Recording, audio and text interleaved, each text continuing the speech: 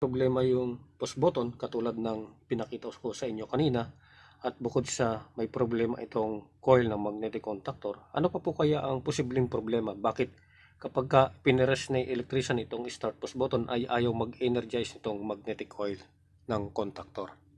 So ang isa pa pong problema ay, kung mapapansin po ninyo, dito tayo sa elementary diagram, ano. So mapapansin nyo po itong circuit natin dito, ano. Na-check natin na ito kanina, ganun din po ito. So mayroon pa tayo ditong isang auxiliary contact na normally closed, galing naman sa overload relay. So malimit din po na nagkakaroon ng problema ito, na ito po ay hindi naka-close. Ibig sabihin po, defective na rin yung overload relay. Kung kaya kapag pinress natin ang start push button ay ayaw mag-energize ng contactor or nitong coil na ito, sapagkat disconnected yung circuit dito. So ipapakita ko po sa inyo itong overload relay na ito, at ito'y